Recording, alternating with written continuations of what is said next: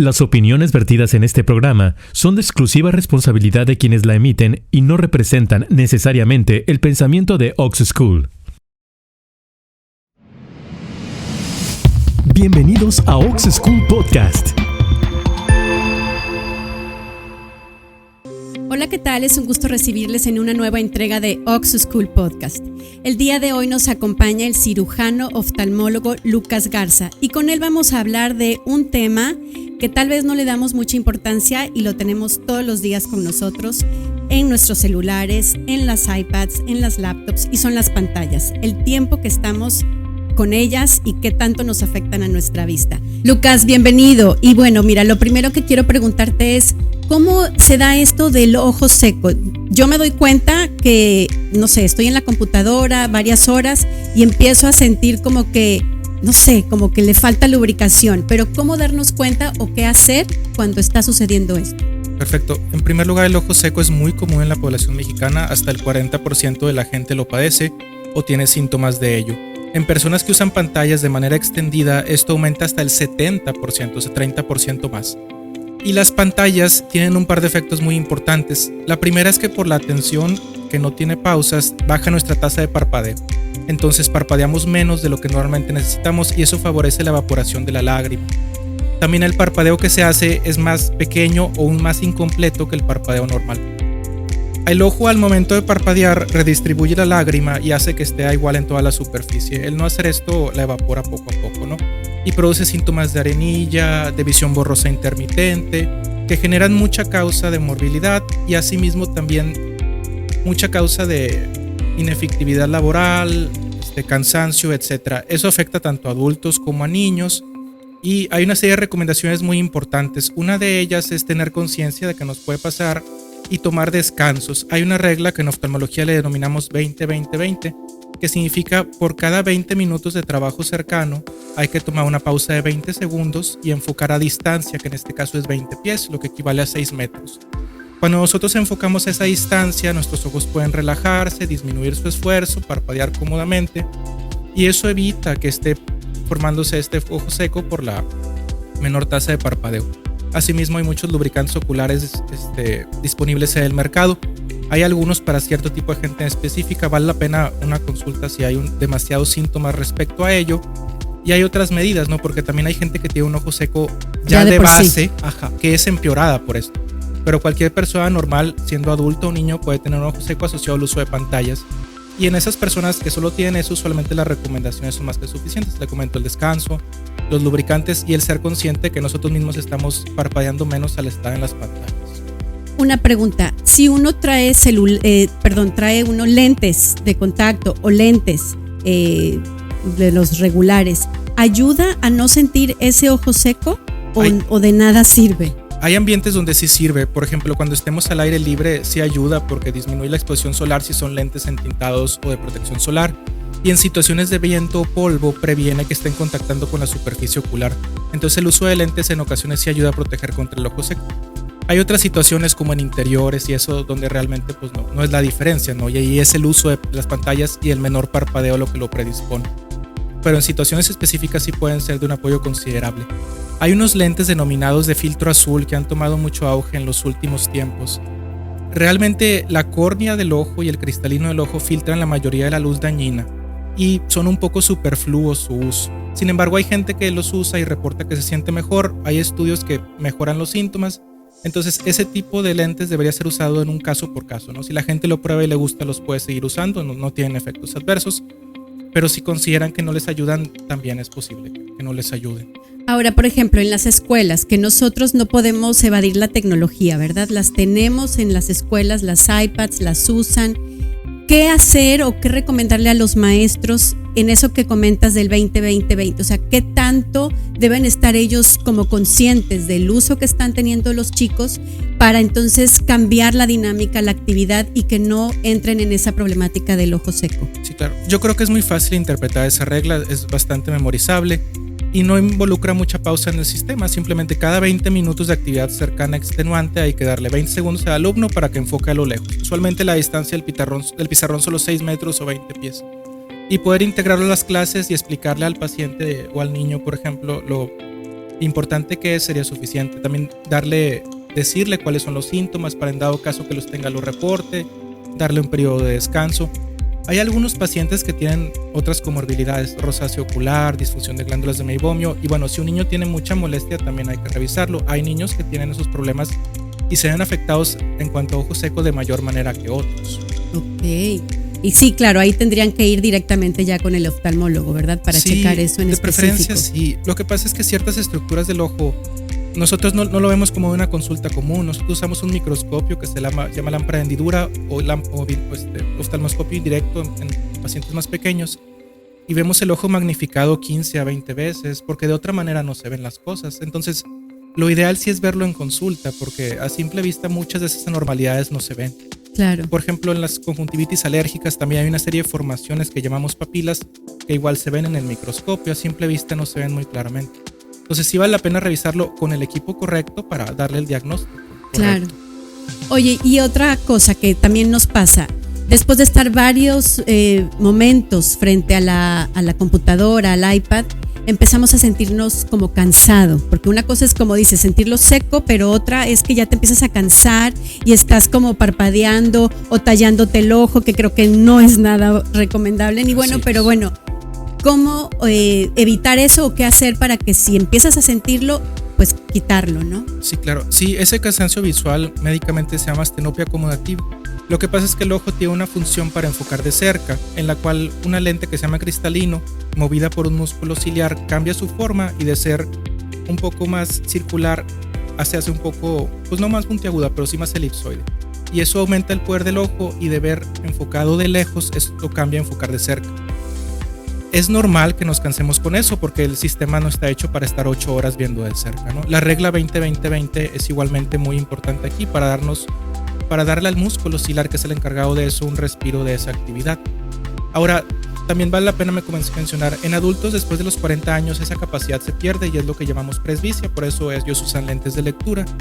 Sin embargo, en pacientes jóvenes y en niños más que nada, esa capacidad de enfoque es tremenda. Los niños tienen 4 o 5 veces la capacidad de enfoque de un adulto joven.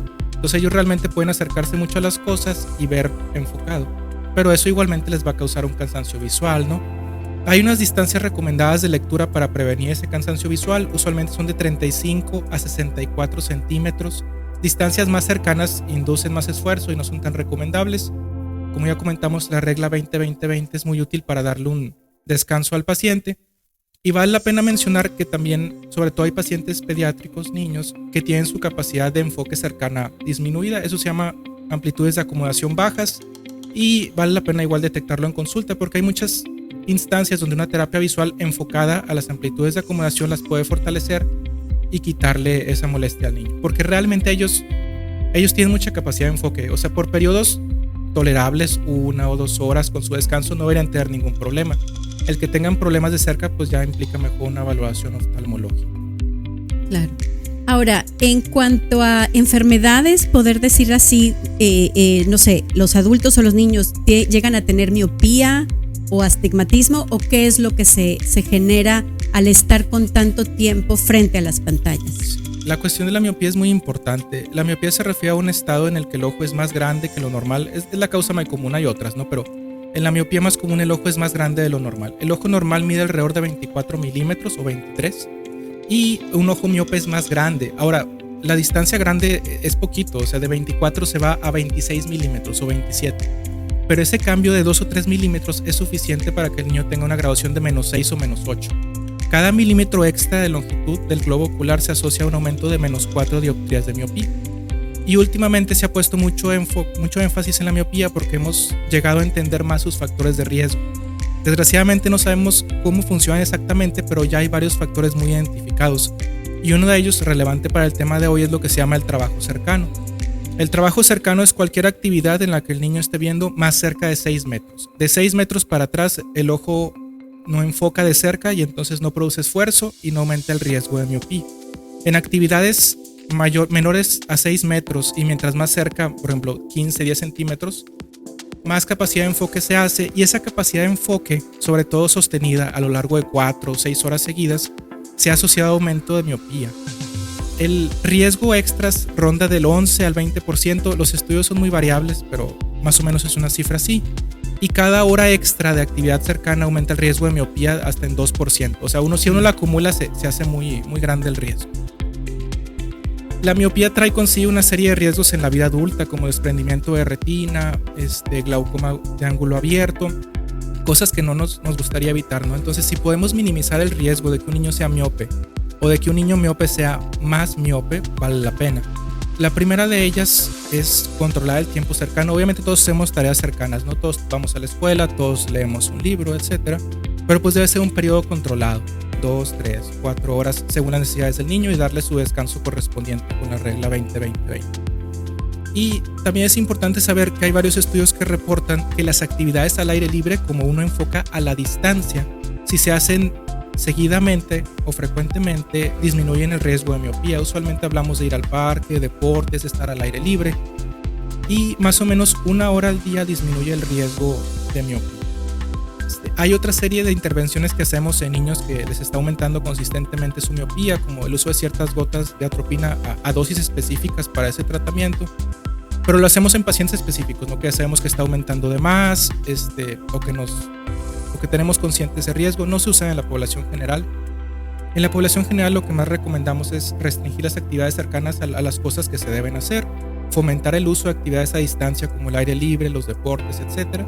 Y en dado caso que se sospeche que tiene miopía, que recordemos usualmente vemos borroso de lejos y ven bien de cerca, pues hay que hacer una evaluación oftalmológica. Y en niños usualmente las graduaciones cambian cada año o cada 18 meses, entonces es importante revisarlos anualmente para ver que no haya aumentado más allá de lo esperado. A veces un aumento de miopía de 0.5, 0.25, 0.75 cada año o cada 2 años puede ser esperado porque el ojo crece normalmente. Pero aumentos más grandes o aumentos muy consistentes vale la pena ver si hay algún tipo de intervención que podamos hacer. Porque le comento sobre todo, graduaciones muy grandes de -6, -7 ya empiezan a aumentar riesgos de enfermedades en la vida adulta que pues quisiéramos evitar. También comentábamos del tallado ocular. El tallado ocular es algo muy relevante porque se asocia muy específicamente a una enfermedad que se llama queratocono. El queratocono es una enfermedad donde la córnea, de tener una forma redondita como un semicírculo, pasa a tener la forma de un cono. No estamos muy seguros por qué, seguramente es por alguna cuestión inflamatoria que produce el tallado, pero tallarse mucho los ojos aumenta el riesgo de queratocono y está muy bien identificado como factor de riesgo. Eso se puede producir en cansancio ocular, en ojo seco, también en conjuntivitis alérgica. Entonces un paciente, sobre todo pediátrico, que se talla mucho los ojos, vale la pena que se revise para descartar una de estas cosas, o incluso para descartar un queratocono. En niños muy alérgicos el queratocono puede presentarse tan pronto como 6, 7, 8 años. Entonces vale la pena también eso. Ahora, lo del enfoque cercano no influye en el queratocono, influye en la miopía, ¿no? Pero lo del tallado ocular no influye en la miopía, pero sí influye en el queratocono. Entonces ambos factores son cosas importantes a tener en cuenta en la salud ocular de los niños. Claro. ¿Y qué recomiendas a los papás para que estén como pendientes justamente en casa? Porque bueno, ya comentaste esta estrategia 20-20-20 en la escuela.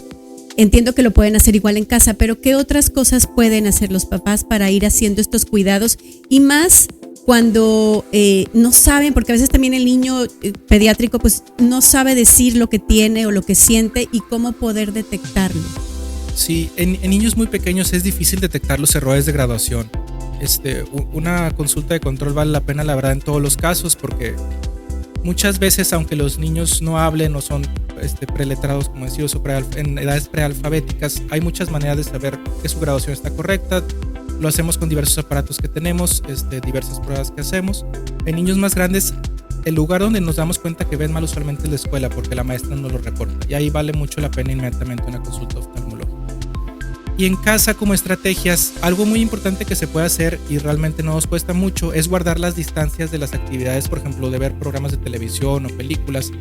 Con el simple hecho de tener la tele a 6 metros, ya evitamos el esfuerzo de acomodación y el riesgo que le comentamos de tener un aumento de miopía o de la progresión de la miopía, porque a 6 metros ya no está haciendo esfuerzo cercano al paciente. Entonces, si tenemos actividades en casa de ese estilo, vale la pena que sean a 6 metros la distancia entre el paciente y el televisor. Inculcar sobre todo que las actividades muy cercanas, sobre todo cuando se pegan el celular 10-15 centímetros, contribuyen a un esfuerzo muy grande y vale la pena que sean mejor a distancia. Y como comentábamos, ya está también probado que actividades al aire libre de enfoque lejano, al menos 1 hora al día, disminuyen el riesgo de miopía. Entonces siempre vale la pena enfatizar algún deporte, ir al parque o alguna actividad al aire libre de ese estilo. Y bueno, también hay niños que ya tienen la historia familiar de queratocono Eso te iba a preguntar. o de miopía, y muchas veces esas graduaciones se ven reflejadas en los niños. Entonces, el paciente que ya tiene sus antecedentes, pues también vale mucho la pena una consulta oftalmológica. O sea, sí es hereditario. Tiene un factor hereditario. Hay enfermedades genéticas que específicamente cursan con altas graduaciones de miopía. Ahora, también hay pacientes que no tienen ninguna enfermedad genética, tienen alta miopía y sus hijos también tienen alta miopía. Realmente es un tema que llamamos multifactorial, porque la genética juega una base, pero se ve influida por el medio ambiente, y a veces, aunque tengas ambas, no eres miope, pero a veces sí. Entonces es algo difícil de hacer.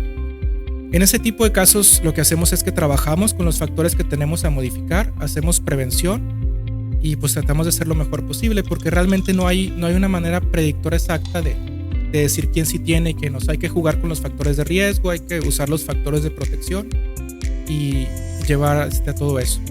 Hay otro tema importante, el uso de las pantallas, que no directamente tiene que ver con la salud ocular, pero sí con la salud pediátrica del niño. Ya ha habido varios estudios que han relacionado el número de horas en pantalla, sobre todo a edades tempranas, desde los 24 meses, con el desarrollo de coeficiente intelectual medido cognitivo por ciertas escalas y también con las habilidades de lenguaje y socioemocionales. Varía mucho de estudio a estudio, también porque son a veces poblaciones diferentes, pero usualmente se ha demostrado que el estar continuamente en aparatos, en pantallas de 4 o 6 horas, sobre todo a edades tempranas, se ve afectado en esos sectores, en el coeficiente intelectual, en las actividades socioemocionales y en el lenguaje.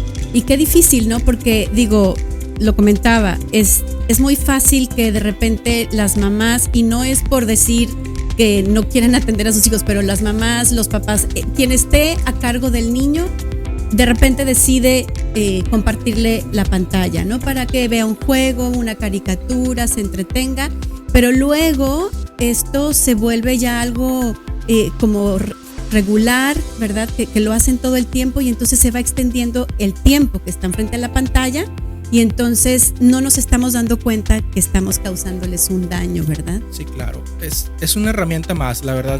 Yo también tengo hijos, tengo una bebita, y en ocasiones, por ejemplo, le tengo que cocinar, pero me está ahí jalando los pantalones y la pierna y no puedo, ¿no? Y a veces le pongo una caricatura, yo le pongo usualmente Gran Camión. Hay también revisiones en la literatura de caricaturas recomendadas para niños, que usualmente tienen cosas muy importantes a considerar, como el contexto, la enseñanza que deja la caricatura, la transición entre las escenas, porque los niños usualmente se benefician de transiciones lentas y explicadas entre escenas, no de transiciones rápidas. Entonces, si vamos a ponerle algo, hay que buscar algo que sea beneficioso para el niño, no algo que sea no beneficioso. Hay que hacer un horario controlado, y por ejemplo, yo a mi hija la tele se la tengo lejos, entonces eso de los 6 metros. Sí, se la pongo a distancia, en lo que le cocino, y luego ya acabamos. Bueno, vente a comer, se la pago, ¿no? La llevo al parque con mi esposa mucho, con nuestros perritos. Entonces, pues está bien difícil ser papá y ser mamá, ¿no? Pero hay que hacer un esfuerzo y encontrar un balance, y seguramente se puede encontrar la forma. Así es. Y bueno, esto que comentabas de la concentración, incluso a nosotros adultos también se manifiesta, ¿no? Que si no estamos realmente concentrados, la pantalla nos distrae, y entonces nuestra productividad también baja, ¿no? Sí, bastante. También, ahora es importante mencionar, es otro tema obviamente, ¿no? Pero hay gente que tiene rasgos de personalidad o algunos trastornos neurológicos, como el déficit de atención, hiperactividad, etcétera, que persisten también en adultos, y esas personas son susceptibles a ese tipo de distracciones, ¿no? Muchas veces vemos en niños con déficit de atención y hiperactividad que tienen los dos, el déficit de atención y la hiperactividad. Muchas veces en adultos, a medida que crecen, la hiperactividad disminuye, pero el déficit de atención persiste. Entonces, es importante saber que se puede ver empeorado por este tipo de dispositivos. Muchas veces vale la pena también una consulta con neurología o algo de eso, porque ahorita hay tratamientos muy buenos, tanto psicoterapéuticos como farmacológicos, para el síndrome de atención, de déficit de atención y hiperactividad. Muchas gracias. Y vale la pena que lo vea un especialista, ¿no? Porque también a veces mejora mucho la calidad de vida, que realmente pues es un tema interminable, ¿no? Porque en todos los aspectos parece que tiene una influencia muy considerable. Grande. Así es. No, hombre, Lucas, fue un placer tenerte. Creo que nos podemos quedar aquí platicando y seguir ahondando en este tema tan importante y relevante, y que tomemos conciencia de la importancia, sí, de la tecnología, pero tenerle los tiempos y las medidas, ¿verdad? Sí, claro. Y muchas gracias a ustedes por habernos acompañado. Recuerden que nuestro correo es podcast@oxuschool.edu.mx. Nos pueden encontrar en YouTube y en Spotify. Sus comentarios son muy importantes para nosotros. Muchas gracias y hasta pronto. Esto fue Ox School Podcast. Gracias por acompañarnos.